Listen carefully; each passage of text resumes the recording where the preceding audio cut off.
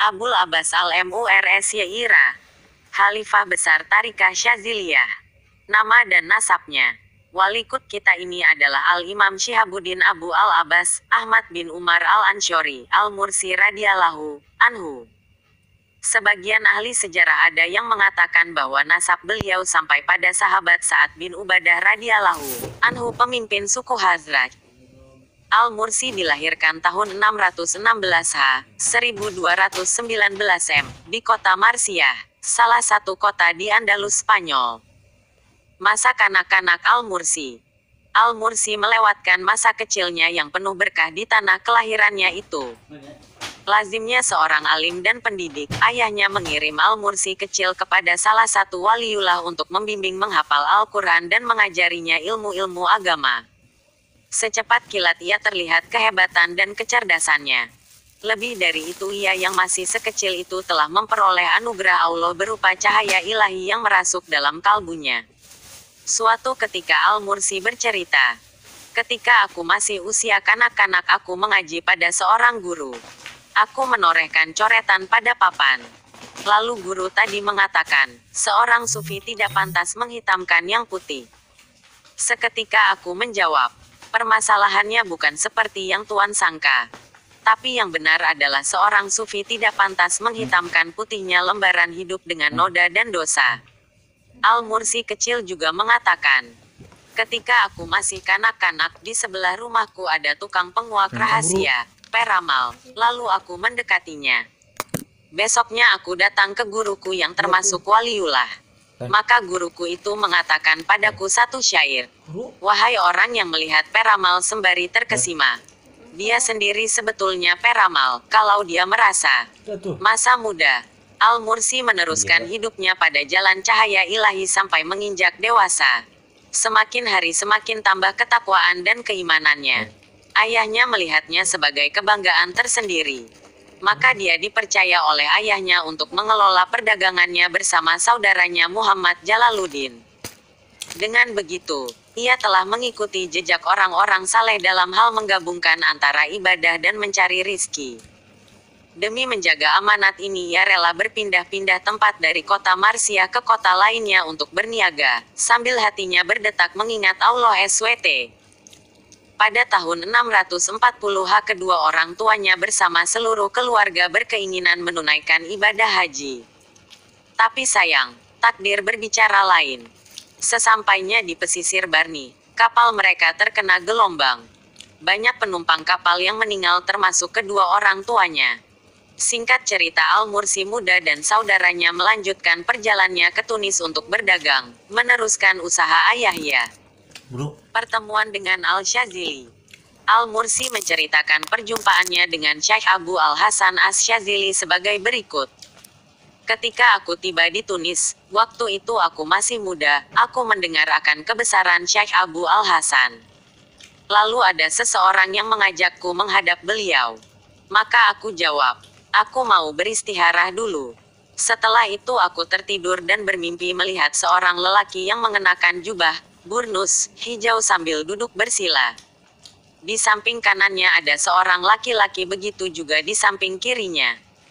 Aku memandangi lelaki nan berwibawa itu.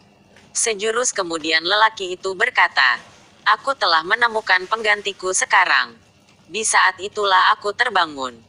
Selesai menunaikan sholat subuh, seseorang yang mengajakku mengunjungi Syekh Abu Al-Hasan datang lagi. Maka kami berdua pergi ke kediaman Syekh Abu Al-Hasan Asy-Syadzili. Aku heran begitu melihatnya. Syekh yang ada di hadapanku inilah yang aku lihat dalam mimpi. Dan keherananku semakin menjadi ketika Syekh Abul Hasan berkata padaku, telah aku temukan penggantiku sekarang. Persis seperti dalam mimpiku. Selanjutnya beliau bilang, siapa namamu? Lalu aku sebutkan namaku. Dengan tenang dan penuh kewibawaan beliau berujar, engkau telah ditunjukkan padaku semenjak 20 tahun yang lalu. Semenjak kejadian itu Al-Mursi terus mendapatkan wejangan-wejangan dari gurunya Syekh Abu Al-Hasan ini. Mereka berdua membangun pondok, zawiyah, zakwan di daerah Tunis, di mana Asy-Syadzili menyebarkan ilmu kepada murid-murid-muridnya yang beraneka ragam latar belakang dan profesinya. Ada dari kalangan ulama, pedagang juga orang awam. Syekh Al-Syazili sebetulnya sudah lama meninggalkan Tunis. Ia pergi ke Iskandaria kemudian ke Mekah. Kembalinya ke Tunis lagi ini membuat orang bertanya-tanya. Dalam hal ini dia menjawab, yang membuatku kembali lagi ke Tunis tidak lain adalah laki-laki muda ini. Maksudnya Abul Abbas Al-Mursi. Setelah itu Al-Syazili kembali lagi ke Iskandaria, karena ada perintah dari Nabi Muhammad SAW dalam mimpinya. Ada cerita dari Al-Mursi tentang perjalanan ke Iskandaria ini. Ketika aku menemani Syekh dalam perjalanan menuju ke Iskandaria, aku merasa sangat susah sehingga aku tidak mampu menanggungnya. Lalu aku menghadap Syekh. Ketika beliau melihat penderitaanku ini, beliau berkata, "Hai Ahmad," aku menjawab, "Iya tuanku." Beliau berkata, "Allah telah menciptakan Adam alaihi salam dengan tangannya, dan memerintahkan malaikatnya untuk bersujud padanya. Allah kemudian menempatkannya di dalam surga, lalu menurunkannya ke bumi. Demi Allah, Allah tidak menurunkannya ke bumi untuk mengurangi derajatnya, tapi justru untuk menyempurnakannya. Allah telah menggariskan penurunannya ke bumi sebelum Dia menciptakannya, sebagaimana firman-Nya, sesungguhnya aku hendak menjadikan seorang khalifah di muka bumi." QS. Pukul 2.30. Allah tidak mengatakan di langit atau di surga. Maka turunnya Adam ke bumi adalah untuk memuliakannya bukan untuk merendahkannya. Karena Adam menyembah Allah di surga dengan diberitahu tahrif, lalu diturunkan ke bumi supaya beribadah pada Allah dengan kewajiban taklif. Ketika dia telah mendapatkan kedua ibadah tadi, maka pantaslah dia menyandang gelar pengganti, khalifah. Engkau ini juga punya kemiripan dengan Adam. Mula-mula kamu ada di langit ruh, di surga pemberitahuan tahrif, lalu engkau diturunkan ke bumi nafsu supaya engkau menyembah dengan kewajiban taklif. Ketika engkau telah sempurna dalam kedua ibadah itu, pantaslah engkau menyandang gelar pengganti, khalifah. Begitulah Syekh Al-Syazili mengantarkan Al-Mursi menuju ke jalan Allah demi memenuhi hatinya dengan rahasia-rahasia ilahiyah supaya kelak bisa menggantikannya. Bahkan bisa dikatakan supaya dia jadi Abu Al-Hasan itu sendiri. Sebagaimana Al-Syazili sendiri pernah mengatakan, "Wahai Abu Al-Abbas, demi Allah, aku tidak mengangkatmu sebagai teman kecuali supaya kamu itu adalah saya, dan saya adalah kamu.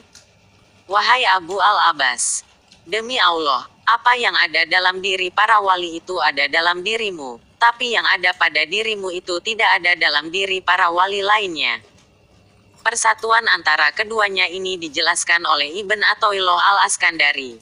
Suatu ketika Syekh Al-Syazili ada di rumah Zaki Al-Sarraj, sedang mengajar kitab Al-Mawaqif karangan Al-Nafari. Lalu beliau bertanya, "Kemana Abu Al-Abbas?" Ketika Syekh Al-Mursi datang, beliau berkata, "Wahai anakku, bicaralah. Semoga Allah memberkahimu. Bicaralah. Jangan diam." Maka Syekh Abu Al-Abbas mengatakan, "Lalu aku diberi lidah Syekh mulai saat itu." Pada banyak kesempatan Syekh Al-Syazili memuji ketinggian kedudukan Syekh Al-Mursi. Beliau mengatakan, "Inilah Abu Al-Abbas, semenjak dia sampai pada marifatullah tidak ada halangan antara dirinya dan Allah SWT. Kalau saja dia meminta untuk ditutupi, pasti permintaan itu tidak akan dikabulkan." Ketika ada perselisihan antara Syekh Al-Mursi dengan Syekh Zakiyuddin Al-Aswani, Syekh Al-Syazili berkata, "Wahai Zaki, berpeganglah pada Abu Al-Abbas, karena demi Allah, semua wali telah ditunjukkan oleh Allah akan diri Abu Al-Abbas ini. Hai Zaki, Abu Al-Abbas itu seorang laki-laki yang sempurna." Hal yang sama juga terjadi ketika ada perselisihan antara Syekh Al-Mursi dengan Natli bin Sultan. Syekh Al-Syazili mengatakan, "Wahai Natli, tetaplah bersopan santun pada Abu Al-Abbas. Demi Allah, dia itu lebih tahu lorong-lorong langit dibanding pengetahuanmu akan lorong-lorong kota Iskandaria." Asy-Syazili juga mengatakan, "Kalau aku mati, maka ambillah Al-Mursi, karena dia adalah penggantiku. Dia akan mempunyai kedudukan tinggi di hadapan kalian, dan dia adalah salah satu pintu Allah." Ilmu Al-Mursi. Imam Syaroni menceritakan bahwa suatu ketika ada seseorang yang mengingkari keilmuan Syekh Al-Mursi. Orang tersebut mengatakan, berbicara tentang ilmu yang ada itu hanya ilmu lahir, tetapi mereka, orang-orang sufi itu mengaku mengetahui hal-hal yang diingkari oleh syara. Di kesempatan yang lain orang ini menghadiri majelis Syekh Al-Mursi. Tiba-tiba dia jadi bingung hilang kepintarannya. Seketika itu juga ia tidak mengingkari adanya ilmu batin. Dengan sadar dan penuh sesal ia berkata, laki-laki ini sungguh telah mengambil lautan ilmu Tuhan dari tangan Tuhan. Akhirnya dia menjadi salah satu murid dekat Al-Mursi. Abu Al-Abbas mengatakan, kami orang-orang sufi mengkaji dan mendalami bersama ulama, fikih bidang spesialisai mereka, tapi mereka tidak pernah masuk dalam bidang spesialis kami. Rupanya kealiman Al-Mursi tidak terbatas pada ilmu fiqh dan tasawuf. Ibnu Athaillah menceritakan dari Syekh Najmuddin Al-Asfahani. Syekh Abu Al-Abbas berkata padaku, apa namanya ini dan itu dalam bahasa asing. Tersirat dalam hatiku bahwa Syekh ingin mengetahui bahasa ajam maka aku ambilkan kamus terjemah. Beliau bertanya, kitab apa ini? Aku jawab, ini kitab kamusnya. Lalu Syekh tersenyum dan berkata, tanyakan padaku apa saja, terserah kamu. Nanti aku jawab dengan bahasa Arab, atau sebaliknya. Lalu aku bertanya dengan bahasa asing dan beliau menjawab dengan memakai bahasa Arab. Kemudian aku bertanya dengan bahasa Arab, beliau menjawab dengan bahasa asing. Beliau berkata, wahai Abdullah, ketika aku bertanya seperti itu tidak lain adalah sekedar basa-basi bukan bertanya sesungguhnya. Bagi wali tidak ada yang sulit, bahasa apapun itu. Dalam penafsiran ayat, hanya engkaulah yang kami sembah dan hanya kepadamulah kami mohon pertolongan.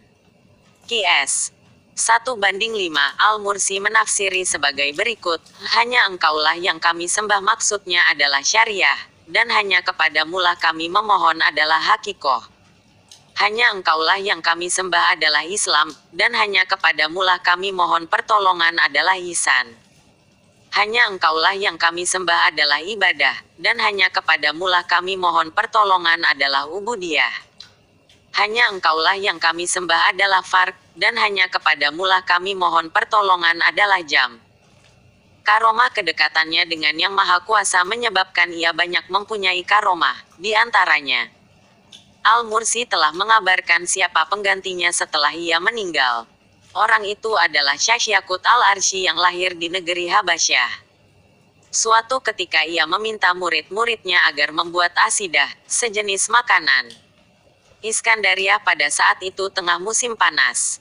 Karena heran ada seseorang yang bertanya, bukankah asidah itu untuk musim dingin? Dengan tenang Al-Mursi menjawab, asidah ini untuk saudara kalian Yaqut orang Habasyah. Dia akan datang ke sini. Ada seseorang yang datang menghadap Al-Mursi dengan membawa makanan syubhah, tidak jelas halal haramnya, untuk mengujinya.